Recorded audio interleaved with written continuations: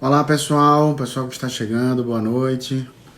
Eu pergunto se todos me ouvem com tranquilidade, se todos estão me ouvindo.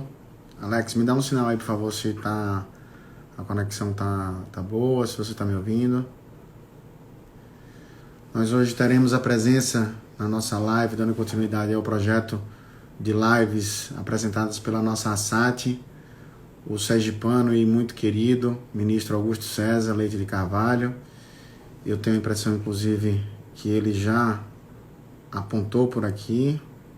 Deixa eu ver se eu já posso fazer o convite.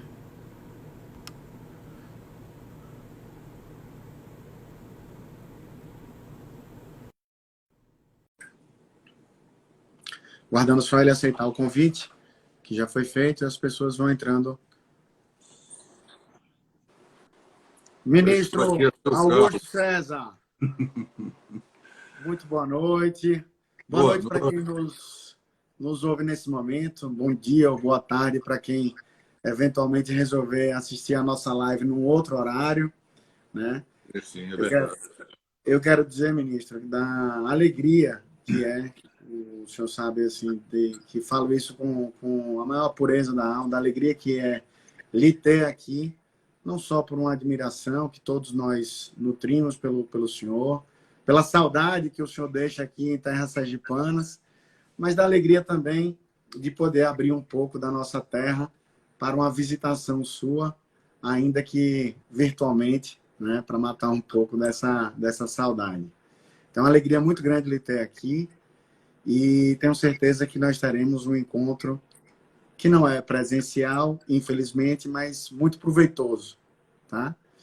Aqui quem nos assiste, obviamente, o ministro Augusto César não precisa de apresentações, mas faz parte do roteiro, digamos assim, ordinário das nossas lives, fazer, ministro, uma breve apresentação, tá? Então, eu tive cuidado de colher o seu currículo resumido, né? O ministro Augusto César é mestre pela Universidade Federal do Ceará, doutor e pós-doutor em Direitos Humanos pela Universidade de Salamanca, professor de graduação, de pós-graduação, ministro e um sergipano muito querido, muito respeitado por todos.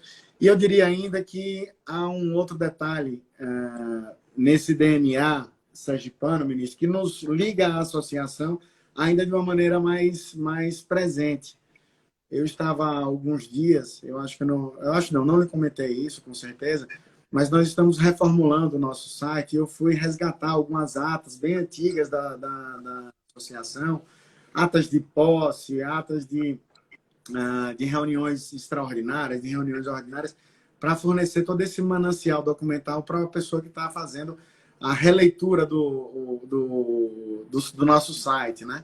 E aí me deparei com diversas atas que testemunham a sua ligação genética com a SAT. O Dr. Teobaldo foi presidente da nossa associação entre 1987 e 1990. E não só isso, ocupou vários outros cargos, sempre foi uma pessoa muito presente na nossa associação. Eu ainda tive o privilégio de, no início da minha profissão, pegar ainda, presenciar o Dr. Teobaldo em atividade e sempre com um carinho grande pela associação da qual ele já foi presidente. Então, com todo esse amparo, todo esse arcabouço, nós nos sentimos extremamente lisonjeados de lhe receber hoje. E eu passo a palavra para colher suas lições. Doutor Marcos Fernandes, na verdade, a alegria é toda minha. Essa situação de isolamento social faz com que a gente considere esse meio eletrônico, digital, como se fosse uma extensão nossa, e de alguma forma eu também me sinto no encontro presencial. A gente vai se familiarizando, né, com essas possibilidades que surgem, que a tecnologia nos oferecem, que é muito bom. Eu gosto de ouvir sobre a participação do meu pai na SAP, porque isso foi na minha formação, né? Na minha formação, no início da minha formação profissional, eu estava ali como promotor de justiça, eu acho, à época, mas meu pai vivia muito intensamente a advocacia, né? Eu até hoje tenho comigo, ele não verbalizava esses sentimentos supostamente negativos para nós, né? Mas eu até hoje tenho comigo que houve um certo desgosto quando ele percebeu que tanto eu como minha irmã, Ana Bernadette, né, que estávamos advogando e tal, logo nos encaminhamos para a magistratura, frustrando um pouco, né, aquela ideia que ele tinha de que a advocacia é o lugar álgico onde estão, né, todos os profissionais do direito. Então, se eu tenho, como tenho esse apreço enorme pela advocacia e por isso me sinto à vontade, né, no Instagram da ASAT, certamente passa, de fato, por essa carga genética que eu carrego, que eu levo comigo com muito orgulho, né? E fico muito feliz dela ser lembrada aí no início do nosso encontro. E, aliás, sobre carga genética, a gente também compartilha algumas alegrias, né? Meu abraço fraterno, né, ao nosso queridíssimo, né, o ministro de sempre, Simpliciano Fernandes.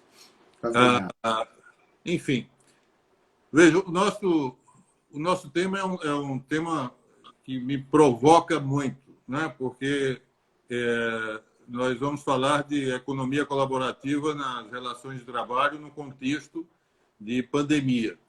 E parece até, né, que o tema não estaria associado diretamente, mas, em verdade, está, porque quando a gente fala de economia colaborativa, a gente está falando de algo positivo, né? De repente, as pessoas perceberam que era possível compartilhar aquilo que tinham em excesso ou que estava provisoriamente ocioso, e aí as suas casas, né, os cômodos de suas casas, os seus aposentos, os seus veículos, né, as suas roupas, né, os seus aparelhos eletrodomésticos, né, a sua bicicleta ergométrica, né, enfim. Hoje você tem plataformas que permitem esse compartilhamento, né, naquele modelo peer-to-peer, né, par em par, né, em que, de algum modo, isso permite, inclusive, que nós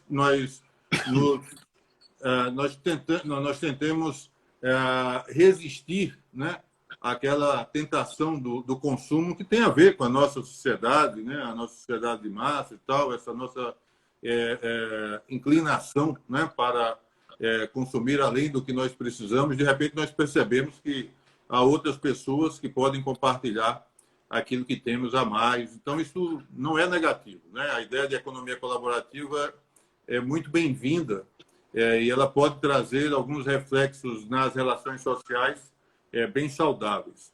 O que surpreende, né, no momento de economia ou de pandemia é quando a gente nota que no pacote da economia colaborativa existe o compartilhamento de serviços que faz com que as pessoas que nós imaginávamos que tinham um trabalho decente, um trabalho que estava aparelhado, né, por alta tecnologia ou por contratos formais, inclusive, né, mas modernos, atuais, essas pessoas não vão receber o benefício emergencial, né, que vai ser assegurado para os trabalhadores formais, né? Em boa parte dos casos, essas pessoas vão receber o auxílio emergencial, que tem esse nome, inclusive, como se fosse, né, dizia-se antigamente, o adjutório, né?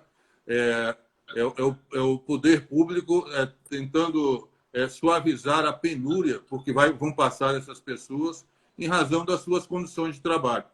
E aí nós nos voltamos para nós mesmos, né? Até onde nós devemos ser passivos, contemplativos apenas, quando a nossa sociedade comporta esse tipo de existência em que as pessoas dependem avidamente do trabalho, muitas vezes de um trabalho penoso, de um trabalho exaustivo, e quando a sociedade como um todo, né, é chamada à responsabilidade, porque afinal nós precisamos parar o trabalho, e precisamos mesmo parar o trabalho, o destino dessas pessoas não pode ficar na conta de uma economia liberal, de uma economia neoliberal, né? Nenhuma crítica agora puramente ideológica, mas não pode ficar sob os auspícios, né, de um modelo econômico que deixa que cada um resolva a sua vida sem uma intervenção de políticas públicas que permitam a sobrevivência com dignidade, independentemente da possibilidade de trabalho. A gente sabe que o trabalho é até estranho, né, quando a gente vê o nosso código, o nosso código de contravenções, a nossa lei de contravenções, né, lá atrás, né, a dizer que aquele que não trabalhava cometia a contravenção de vadiagem. Isso chega a ser agressivo hoje nos nossos dias, né? As pessoas não trabalham porque não conseguem trabalho. Há uma quantidade muito grande de trabalhadores que ou foram para trabalhadores que foram para a informalidade ou que são os desalentados, porque simplesmente perderam a esperança de obter trabalho. Então, se a nossa realidade é essa, evidentemente que essas pessoas não podem ficar à margem da sociedade como se fosse delas a culpa, né, em razão de não terem um posto, né, de trabalho que permita a retribuição, né, a sua sobrevivência. Então, esse choque, né, essa informação, né, que nos chegou pela mídia, né, que nos chegou pelas ruas, né, de que, de repente, há pessoas, né, como nós, que estão nessa situação de desespero, né, porque precisam obter, né, algum meio de vida e o trabalho não está disponível, isso evidentemente fez com que nós repensássemos, nós revisitássemos, nós estaria a fazer com que nós revisitássemos esses paradigmas que nós temos de que a tecnologia pode trazer apenas proveito para nós. Esse é o mundo ideal, né? Isso é tudo aquilo que nós de fato queremos, né? Quem não quer se valer de todos os recursos tecnológicos como esse, né, que nós estamos usando agora e que permite que eu fale com os meus amigos, né, aqui personalizados pelo Dr. Marcos Fernandes. É muito bom, né, a gente ter a tecnologia da informação e da comunicação disponível para que a gente possa realizar não apenas conversas, né, não apenas aumentar, né, o nosso círculo social, né, rever amigos, grupos de WhatsApp que se formaram, né, nos últimos tempos, fazendo com que nós revíssemos amigos da infância, né, do colégio, né, que de repente reaparecem com uma nova fisionomia e o interesse de nós todos por sabermos o que é que ele pensa, né, que trajetória ele teve, né? Enfim, o trabalho também se vale muito da tecnologia, né? A automação é algo cujos riscos, inclusive, a defesa, a proteção contra os riscos da automação está na nossa Constituição como um direito fundamental, porque esses riscos existem. Mas é evidente que a gente tem sempre a expectativa de ver a automação, a robotização sendo utilizada para que o ser humano que estava a realizar o trabalho, um trabalho penoso, né, um trabalho fastidioso, um trabalho que impedia, né, que ele pudesse realizar outros direitos, outros prazeres, né, outras projeções, né, de sua vida, esse ser humano pudesse modificar essa sua vida, porque, afinal, ele não precisaria mais prestar serviço durante 8, 10, 12 horas por dia. E hoje a gente percebe, inclusive, que algumas plataformas digitais, sobretudo aquelas que dizem respeito a transporte, a delivery, né? A entrega de coisas, essas plataformas, elas próprias, estão revendo alguns protocolos internos, porque, afinal, se mantida a conexão por 24 horas, o trabalhador precisa trabalhar 24 horas, precisa estar disponível 24 horas para garantir a sua sobrevivência, a subsistência de sua família, ele vai estar conectado 24 horas. E aí há um movimento, sobretudo ali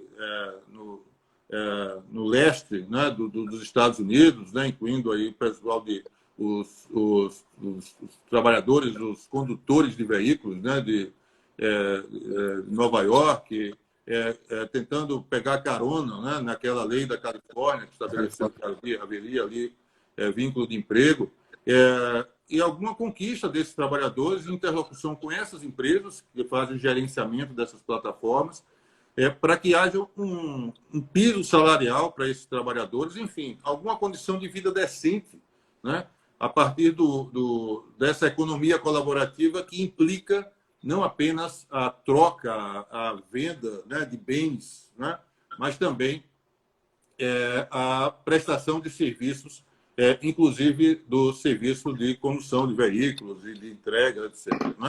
O nosso... eu vou dar a palavra daqui a pouco, não demora muito. Viu? Não, fica à vontade.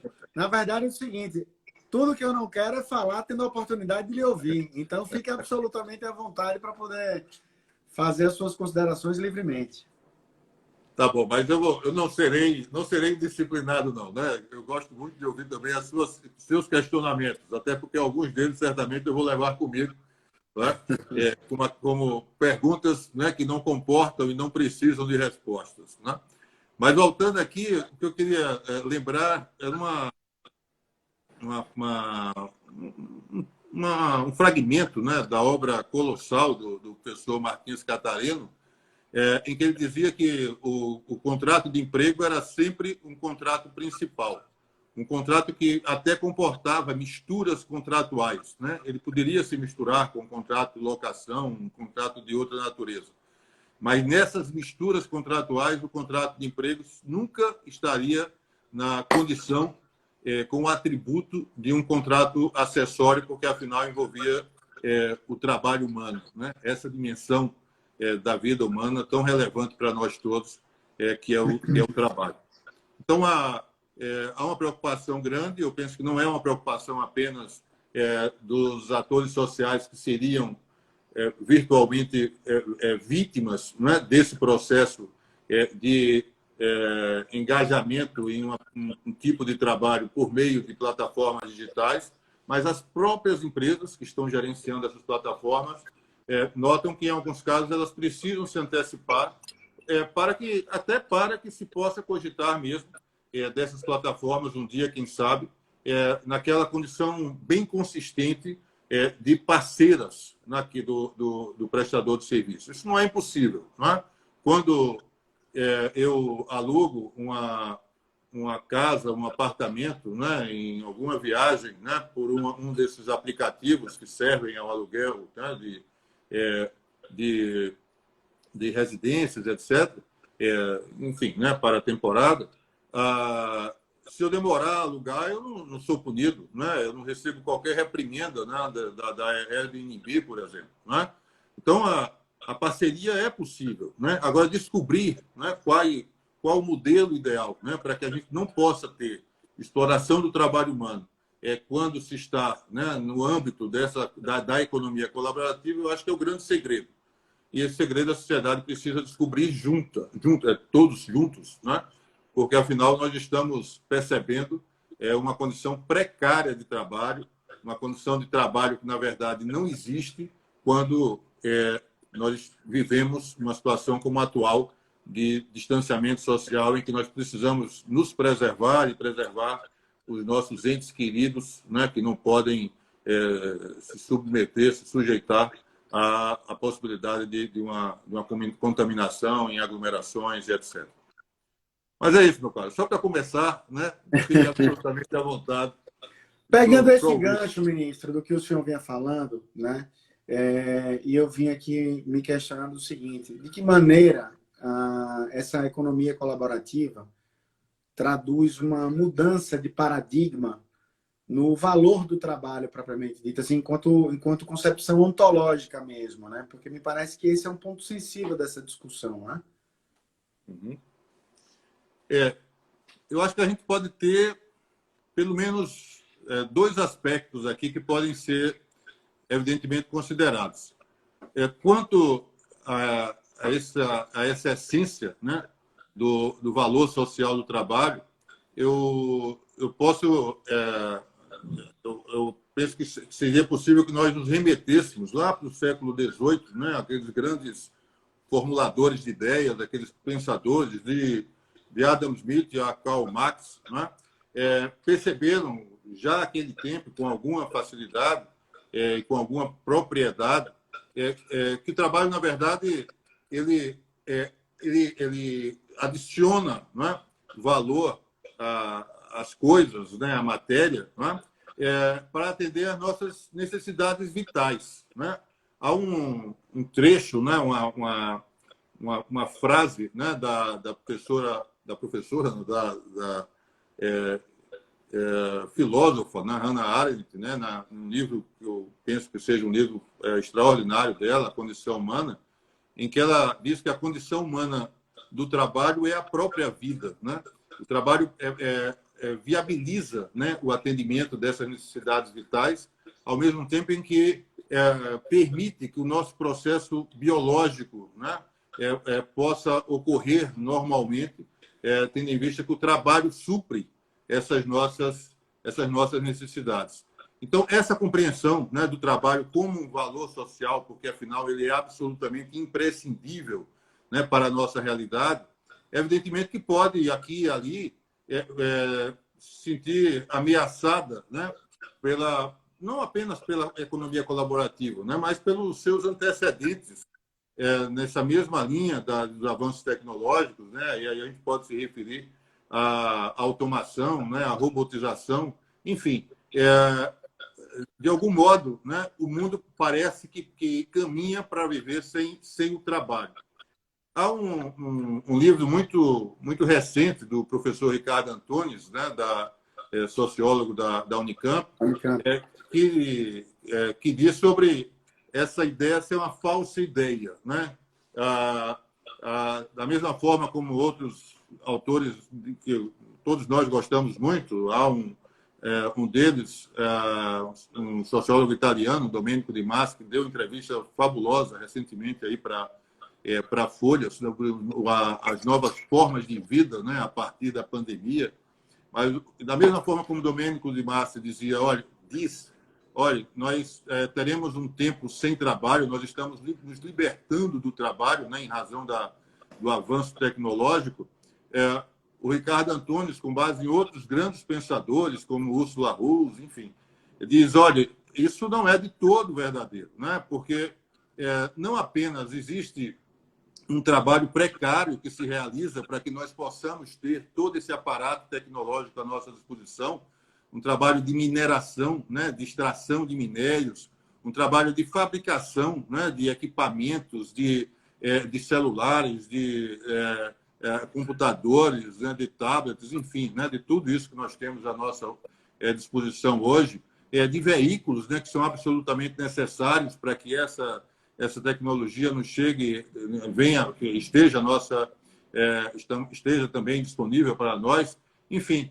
E há um estudo também muito recente, de que me lembro agora, foram pesquisadores do MIT, né, do Massachusetts Technological Institute, né, em que eles dizem, olha, a coleta de dados que nós todos fornecemos às grandes empresas de tecnologia na área de comunicação, né, os grandes provedores, né, de informação que nós temos hoje, é algo extraordinário. E um dia alguém vai ter que pensar, que conceber, né, um modelo de remuneração pelo trabalho que inclua essa oferta de dados que nós todos estamos oferecendo, que faz, por exemplo, com que nós façamos uma pesquisa qualquer, né, de algo que nós queiramos comprar, né, aqui no Instagram mesmo. Sim, aqui no Instagram, né, de uma caneca de beber água a uma televisão, a um refrigerador, e você fica condenado quase que o resto da vida a abrir o seu dispositivo e encontrar ali uma geladeira, né? Porque né, aquele sistema ali não compreendeu ainda que você já adquiriu a sua. Né? Você não precisa mais, né, de outras, enfim. Né? Isso é trabalho que se realiza, né? Trabalho gratuito que se realiza, é um trabalho que tem que gera um lucro extraordinário, né? É muito rentável, né, para quem se aproveita, né, desse trabalho. Então, o trabalho manual, né, e também o trabalho intelectual necessário, né, para que essa roda gire, né, da economia, ele também está acontecendo, também está presente. Né? Então, de algum modo, a gente tem uma visão, né, hoje, de que as plataformas digitais, né, providas por inteligência artificial estão tomando por completo, né, o lugar do trabalho humano, mas isso não é de todo verdadeiro. Né? É possível ainda perceber que, em muitas situações, basta dizer o que acontece quando nós precisamos hoje de alimentos, né, e de outras coisas quaisquer, né, durante esse período de isolamento social. Nós precisamos de trabalho humano precário, muitas vezes, né, o que significa dizer que nós não nos libertamos por completo do trabalho. Mas é certo que a civilização, a sociedade, vai ter que revisitar os seus valores, porque, afinal, haverá um momento em que o trabalho vai ter permeado, né, muito das nossas relações aí, das nossas necessidades, do suprimento das nossas necessidades, e é evidente que a sociedade capitalista, o regime capitalista de produção, esse em que nós vivemos, ele não sobrevive sem consumidor. Não é? E o consumidor é, sobretudo, aquele assalariado, né, que está prestando serviço e que pode fazer com que essa riqueza possa circular, etc. Então, o nosso modelo econômico ele precisa ser revisto, e eu penso que o editorial do Financial Times, né, do comecinho agora de abril, é muito ilustrativo do que eu estou a falar. Não é? De repente, os modelos econômicos que estão em vigor precisam ser interrompidos e é preciso que nós voltemos a cogitar, aliás, nós cogitemos finalmente de renda mínima, né, que era algo aparentemente jocoso lá na década de 80, né, quando se começou a cogitar disso aqui no Brasil, e que hoje existe em vários países, países europeus, inclusive, né, a Finlândia ou a Islândia, né, me parece que agora, há 2 ou 3 anos, fez uma experiência de um ano inteiro em que todos os seus nacionais recebiam 600 euros por mês, em troca de qualquer benefício previdenciário, e independentemente de haver trabalho. Né? Enfim, numa situação como essa, aqui, nós vivemos hoje esse processo de renda mínima, esse modelo, né, de pagamento de uma renda mínima tal, talvez, provavelmente faça sentido. Né? Então, o que eu acho que quando a gente fala do valor do trabalho, a gente pode lembrar sempre, né, dessa contingência, né, do trabalho ser absolutamente essencial à vida, né, ser imanente à vida, e, portanto, ele tem essa centralidade nos tratados internacionais, no nosso texto constitucional. Agora, lembrar também que aquele valor social do trabalho que se invoca como algo que está relacionado ao valor que a pessoa tem, né, nas suas relações sociais, porque está trabalhando, isso a gente precisa relativizar hoje. Isso não só tem sentido quando o trabalho está disponível e, sobretudo, quando o trabalho permite a emancipação do ser humano. Né? Eu acho que a grande libertação do trabalho... E não o inverso, né? E não o inverso. E não o inverso. Né? O trabalho penoso, né? O trabalho bíblico, né? O trabalho que implica o sofrimento, implica sacrifício. Esse eu acho que um dia a gente vai se libertar mesmo dele. E isso é positivo. Né? E como é que nós vamos rever o nosso modelo econômico? Seguramente isso fica talvez para a nossa próxima geração. Né? A nossa não tem sido muito bem sucedida, né? no desenvolvimento dessas políticas públicas, não. Tá? É verdade. Mas o senhor falava, ministro, em relação a essa modificação da compreensão do trabalho sob a concepção ordinária, né, digamos assim, aquilo que a gente conhece mais tradicionalmente como o trabalho, né? E de que maneira a tecnologia vai modificar isso. E aí, até citando esses estudos, o senhor mencionava que não acredita que o trabalho vai deixar de existir, né?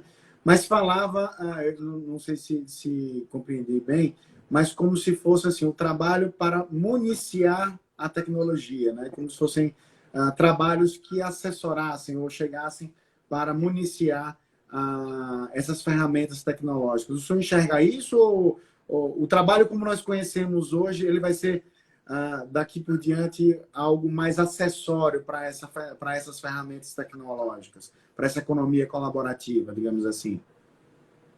Eu penso que, pelo lado da economia colaborativa, o que nós estamos, talvez, na contingência de descobrir é que a possibilidade de nós compartilharmos aquilo que temos, né, vai fazer com que nós nos aproximemos eventualmente, né? O sentimento de solidariedade, né? O sentimento de fraternidade, de alguma forma, pode ser aguçado quando as pessoas se comunicam e não se comunicam para que uma leve vantagem em relação à outra, né?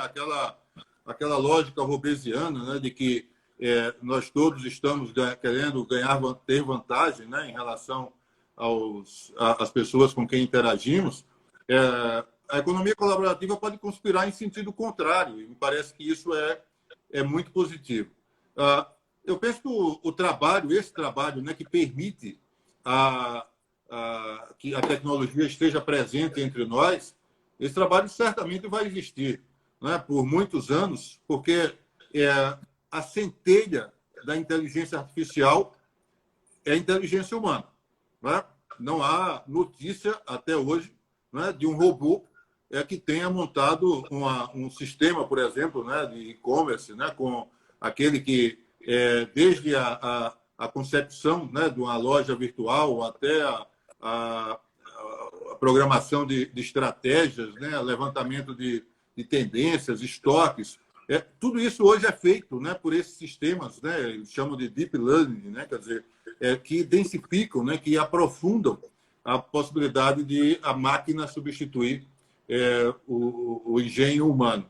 Mas lá no começo, lá na origem, sempre há alguém que terá concebido esse sistema. Então, eu acho que a gente não está se libertando por completo.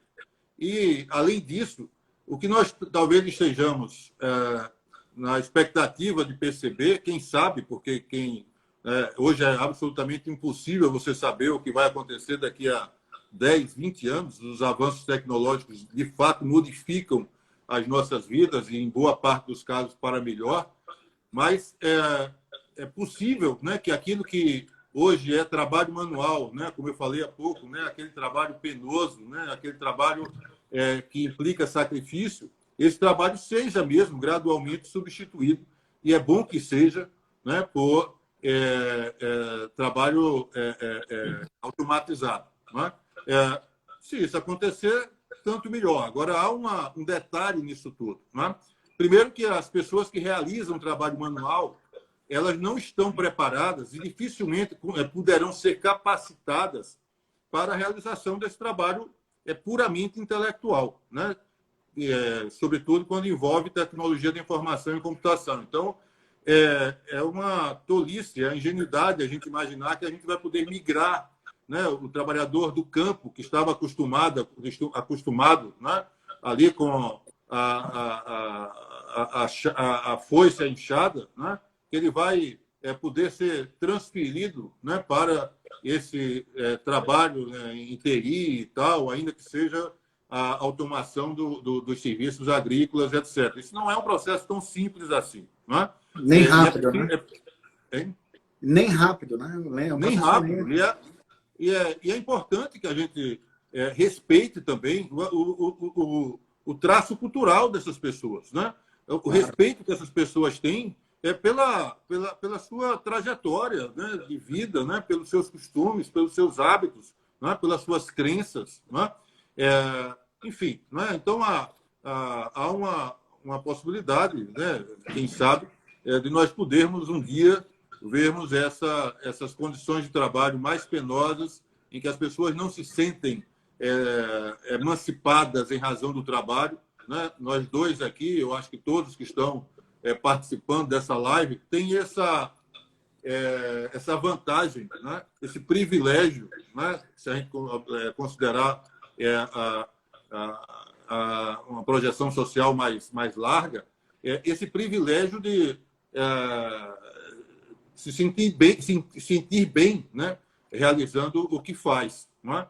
Mas a gente sabe que a vida não é rigorosamente assim para a grande maioria das pessoas. Então, tomara, né? Quem sabe, que a economia colaborativa possa contribuir para que as pessoas dialoguem mais, conversem mais, e com isso talvez consumam menos, né? Não consumam supérfluo, né? Não consumam desnecessário, e que esses processos de automação, envolvendo inclusive a inteligência artificial, né? Possam evoluir no sentido de permitir trabalho decente, trabalho digno, né? Ainda que seja vamos dizer assim, a absorção, né, do trabalho, desse coeficiente intelectual, o que é uma mudança também. Né? Eu concluiria até, porque agora me lembro, né, e não quero esquecer, que há um estudo bem interessante da Comissão Europeia. Na verdade, foram professores universitários de vários países que foram recrutados pela União Europeia para que refletissem a respeito do trabalho que se realiza a partir da ação da inteligência artificial. É um trabalho que, com certeza, a maior parte dos que nos ouvem conhecem também, nós conhecemos. Mas é muito interessante, né? Porque, em dado momento, a Comissão Europeia percebeu que aquilo que dizia respeito à utilização do trabalho humano nesses processos de economia colaborativa precisava ter uma atenção especial. E aí eles conceberam o que eles chamam de inteligência artificial de confiança, que tem 3 eixos, basicamente. O da legalidade, e aí é interessante, né? Porque se fala em legalidade, diz assim, eu ouço às vezes, né? Já participei, inclusive, de alguns eventos jurídicos em que pessoas que eu considero muito, que respeito muito, mas que diziam assim, olha, o que vai acontecer de melhor em relação às plataformas digitais para todas as regiões do direito, não apenas para o direito do trabalho, é que elas sejam que se deixe que elas possam atuar livremente, né? Sem regulação, né? Sem essa intervenção estatal, sem esse determinismo, né? Que vai, de alguma forma, represar a própria criatividade, etc. O que é, de novo, uma demonstração de absoluta ingenuidade. O que é que há na vida? Qual é o setor da vida que está desregulado? Né? A começar pelo próprio mercado, né? Que quer que tudo esteja desregulado. Né? Qual é o pequeno comerciante que não quer se valer da lei da concorrência quando percebe que há uma entrada predatória, né, de uma grande empresa, de uma grande corporação econômica naquele seu nicho de mercado? Né? Então, os bancos, né, quando se critica o anatocismo, de alguma forma a gente usa de uma certa hipocrisia, né, porque juros compostos existem na nossa sociedade, né, e são regulados, né, embora sejam vedados, proibidos, né, para outras relações pessoais, etc., interpessoais. Então, o que eu quero dizer é que esse critério da legalidade, esse primeiro eixo, né, que foi percebido pela Comissão Europeia, é importante. Né? Se nós estamos vendo essas pessoas trabalhando nessa situação precária, é porque o Estado está ausente. Né? E quando a gente compara com outras situações, a gente vê que há uma proximidade muito grande. Às vezes eu vejo pessoas leigas, e são os melhores conselhos, né, na minha avaliação, né, daqueles que não se valem necessariamente das nossas premissas ali jurídicas. A gente às vezes imagina que o direito resolve tudo, não é? Mas a gente precisa ser interdisciplinar, a gente precisa ouvir outros saberes, né? Outras áreas de conhecimento aí e tal. Mas às vezes me dizem assim, não, mas como é que o motorista de aplicativo ele será empregado se ele trabalha na hora que ele bem entender? Eu fico pensando, o vendedor externo, né, que trabalha lá com o seu tablet, ele trabalha na hora da sua conveniência. E ele não para de trabalhar, por quê? Porque ele precisa do trabalho para sobreviver, né? Para garantir a sobrevivência de sua família. Né? E quando ele não trabalha, quando ele resolve não trabalhar, o que é que essa plataforma de vendas analógica faz? Puxa a orelha. O exclui, né? Ela o dispensa, né? Ela despede esse vendedor externo por justa causa. Mas enquanto ele estiver realizando, enquanto ele estiver essa relação laboral, ele tem direito a receber no mínimo um piso salarial, venda ou não o suficiente para receber essa retribuição. Então, por que essa relação com as plataformas digitais não seria de emprego? Não seria de emprego porque houve quem dissesse que se trata de uma parceria.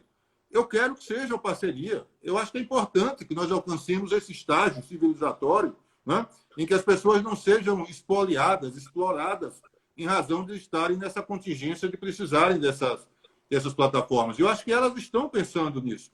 Mas o que eu não posso imaginar é que essa classificação, né, como tendo a natureza de parceria ou como tendo a natureza de emprego, fica ao alvitre daquele que está desenvolvendo essa atividade. É um pouco aquilo, né, que aconteceu lá no início do século passado, quando grandes autores, no final do século XVIII, né, do século XIX, né, a exemplo de Francesco Carnelotti, né, que é um autor consagrado para todos nós, um grande teórico, e é quando ele percebeu que havia uma relação de emprego e ele não imaginava, né, que houvesse qualquer relação jurídica fora dos escaninhos, né, dos esquemas já pré-estabelecidos lá desde o Código de Napoleão. Ele disse, não, é claro que essa relação de emprego é uma locação de serviços, e é uma locação de serviços porque se assemelha a uma locação de um cavalo, né? Foi o animal que ele escolheu. Então, a locação de um cavalo, né? Os que estudaram direito do trabalho sabem, né, sobre essa analogia que Carnelotti fez. E logo se percebeu que essa analogia era absolutamente equivocada, né, porque o cavalo, ao final da locação, é devolvido, né, para o seu dono, mas o trabalho humano, a condição humana, né, ela é despendida e ela não volta, né, para aquele que está realizando o trabalho. Então, o contrato não era um contrato de locação de serviço. E foi preciso que se concebesse, né, que se construísse uma nova fórmula legal para enquadrar esse novo tipo de trabalho, de organização do trabalho que nascia ali no final do século XVIII e início do século XIX. Eu acho que nós estamos vivendo uma experiência muito parecida, né, em termos. Nós estamos, sim, né, percebendo que existem plataformas que são autônomas, né, para conceber toda uma organização, para gerenciar essa organização e para se relacionar, né, com... os americanos gostam de expressões que são interessantes, né, os stakeholders, né? Então, com os parceiros, né, com as pessoas que se relacionam com essa plataforma digital, provida apenas por inteligência artificial, sem, né, inteligência humana, isso é absolutamente inédito na história da humanidade, né? Nós precisamos nos situar, né, bem em relação a como enquadrar essa relação jurídica. Mas esse é um processo que precisa ser levado a efeito de forma não passional. Eu fico muito preocupado quando eu vejo essas padronizações, né? Em todos os casos, há emprego. Em nenhum caso, há emprego. Vamos parar um pouquinho, né? Vamos conhecer melhor, né? Vamos saber, né, como é que as coisas acontecem, né? Enfim, há uma... E essa analogia que o senhor fez com o trabalho externo, ela é perfeita, né? Há quanto tempo nós lidamos com esse problema e isso não descaracterizou uma relação de trabalho pura e simplesmente porque o empregado vai e consegue dimensionar o seu horário de trabalho, gerenciar o seu horário de trabalho. Isso não descaracteriza a relação de emprego, né? É. Agora, você falou sobre isso e me fez lembrar um aspecto.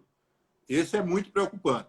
Há 2 anos, mais ou menos, a Organização Internacional do Trabalho quase que disse assim, ela tem documentos bem interessantes, inclusive agora sobre a pandemia, né? Mas ali atrás, um documento intitulado O Futuro do Trabalho, mais ou menos isso.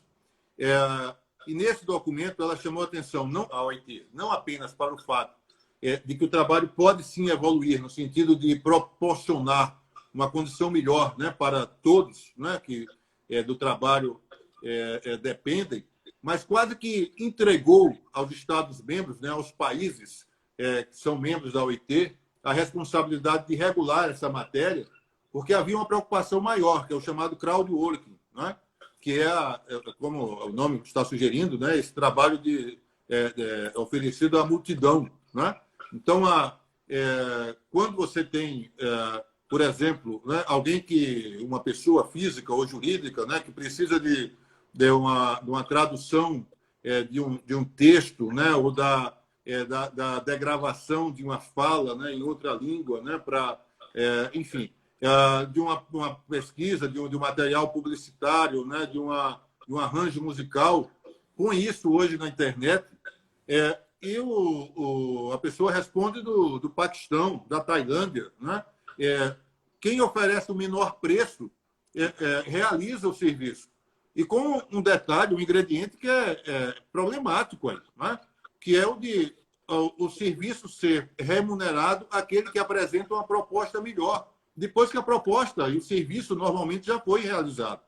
A OIT está preocupada porque isso significa precarização numa perspectiva que dificilmente o Estado Nacional, qualquer que seja o país, vai poder intervir, né, para dizer, olha, as condições de trabalho nesse caso são essas.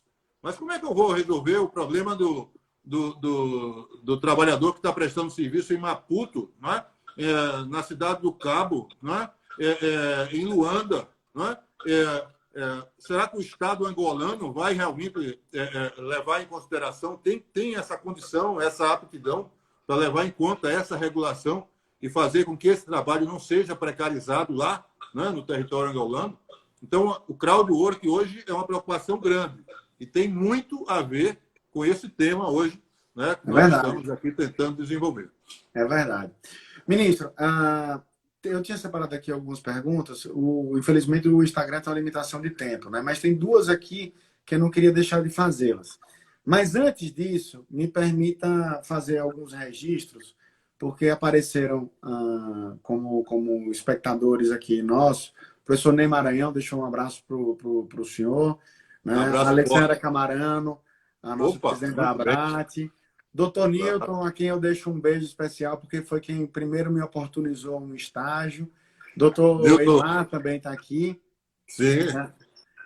Doutora Silvia Burmeister, a Cecel, de lá do Ceará, e várias pessoas aqui de Sergipe, obviamente. E tem uma pessoa que eu não queria deixar de citar, que é Jane Tereza, que eu sei que tem um carinho, uma admiração enorme pelo senhor, e ela está aqui assistindo e prestigiando também. Tá certo? Mas a recíproca, no caso, é ainda mais verdadeira. Mas eu estou pensando que a gente deveria recomeçar a live, porque agora precisa caprichar um pouquinho mais. Né? A gente está aqui. Ó, Daniel da Paraíba. Agora eu estou preocupado. Também. Isso quer dizer... Daniel, que é o presidente da Associação da Paraíba. Isso quer dizer que a tecnologia traz algumas coisas assim, muito bacanas. Muito proveitosas, seguramente. Nós temos gente aqui do Rio Grande do Sul ao Pará, literalmente. Né? A Silvia Burmeister do Rio Grande do Sul e o professor Ney Maranhão do Pará. Ministro, mas deixa eu puxar aqui um tema, tangenciando um pouco para a questão sindical, que me parece ser super importante, né?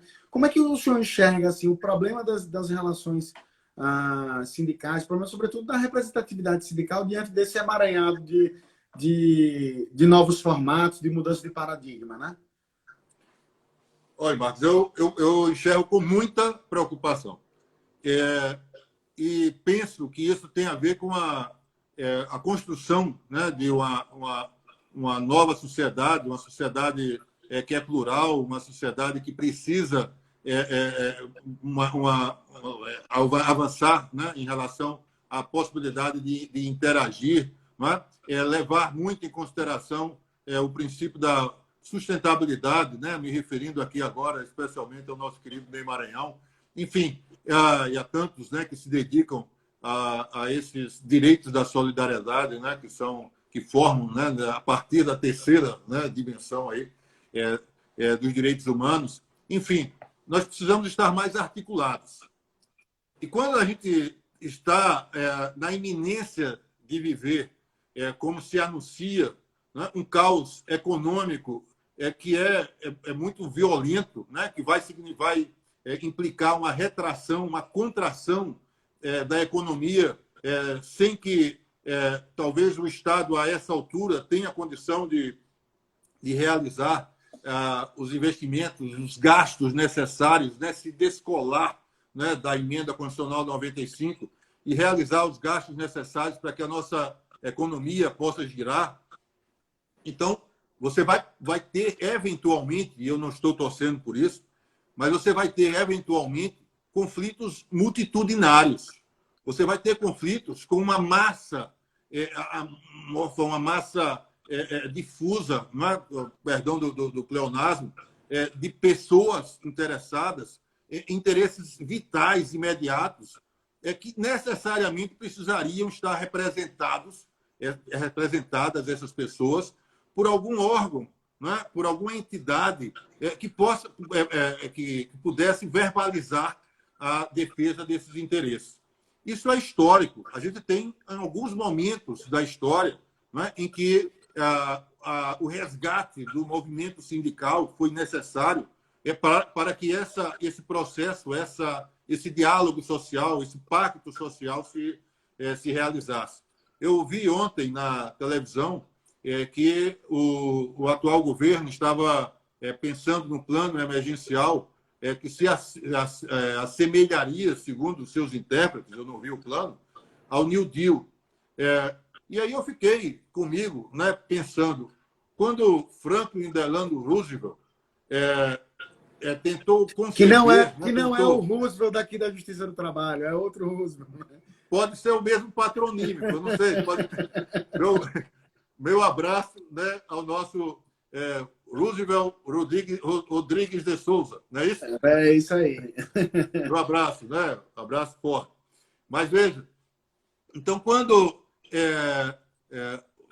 Roosevelt pensou, né, em reerguer a economia e, de alguma forma, influenciou também, né, para que os países europeus que estavam envolvidos na Primeira Guerra, e, sobretudo, na crise de 29, pudessem, né, recuperar a sua condição econômica, etc., ele convidou os sindicatos.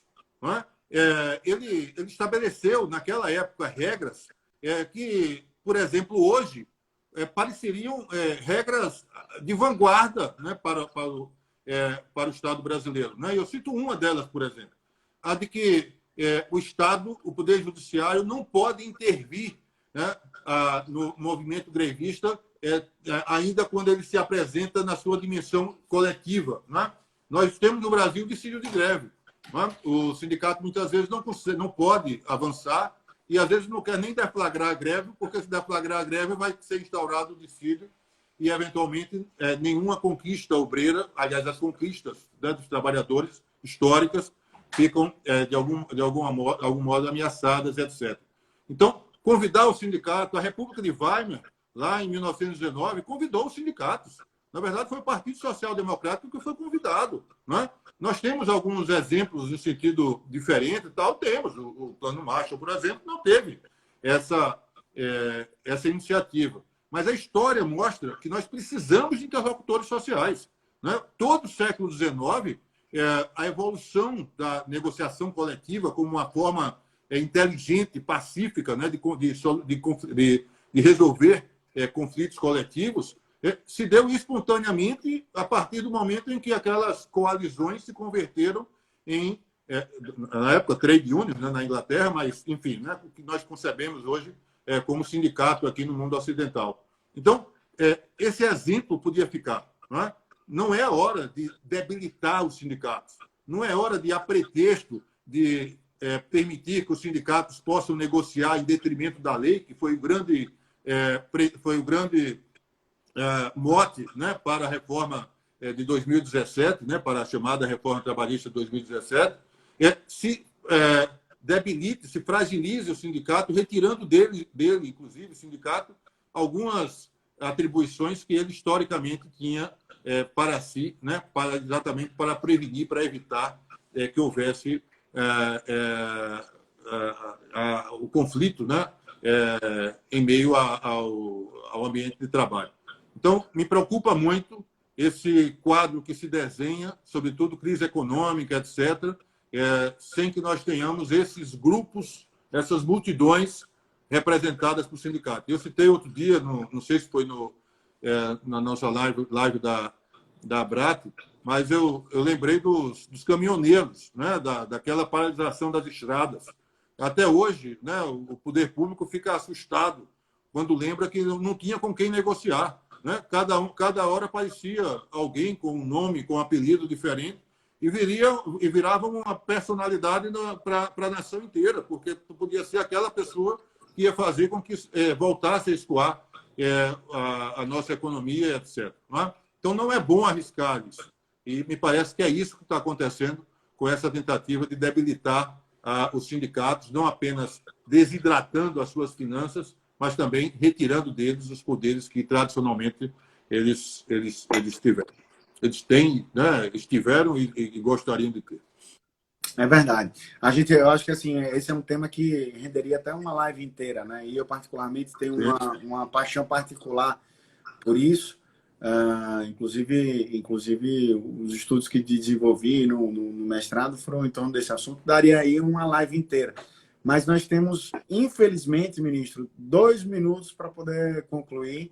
E eu sou, infelizmente, repito, obrigado a lhe ceder a palavra para algumas considerações finais, mas não quero deixar de correr o risco de a sessão cair e eu não registrar novamente o meu agradecimento pela sua participação, vários comentários elogiosos aqui ao longo da transmissão, não é nada diferente daquilo que se imaginava, uma verdadeira aula, né? Eu lhe agradeço imensamente, muito claro, muito lúcido, e lembre que aqui é sempre sua casa, volte mais vezes, né? Espero que essa seja uma oportunidade de nós retomarmos cada vez mais esse laço e a sua presença, seja física, seja virtual. Então, vamos utilizar a tecnologia para aquilo que ela é boa. Receba meu abraço e eu lhe dou a palavra para considerações finais. Muito obrigado. Não, alegria sem falsa lisonja, a alegria é toda minha. Quero que esses reencontros, né, aconteçam presencialmente, mas fico feliz que a gente tenha essa condição tecnológica de hoje estar aqui conversando. E meu abraço, distante, é verdade, mas afetuoso, muito forte, não apenas ao nosso Marcos Fernandes, mas a todos aqueles que estão aí participando. Eu queria ter habilidade para trabalhar com 2 caixinhas ao mesmo tempo, né? E estar tentando refletir sobre as perguntas capciosas do meu amigo Marcos Fernandes e estar lendo aqui as mensagenzinhas que chegam. Mas eu tenho certeza que a Sati vai me passar depois esses comentários, inclusive algum eventual. A gente vai deixar, só para informar, desculpa lhe interromper, ministro, mas a gente vai deixar gravada a live, ela fica disponível por 24 horas aqui no Instagram. Então, para quem não pôde acompanhar desde o início, ou não pôde acompanhar nada, poderá, pelo menos até amanhã, assistir a sua aula. Generosidade de sua parte. Mas um abraço grande, Marcos. Obrigado pelo convite e a oportunidade de poder falar com algum entusiasmo, porque me senti em terra. Senti o cheirinho aqui, viu? Tá ótimo, ministro. Muito obrigado, um grande abraço e saúde praia, a todos. Abraço Um abraço também. grande. Até mais. Tchau.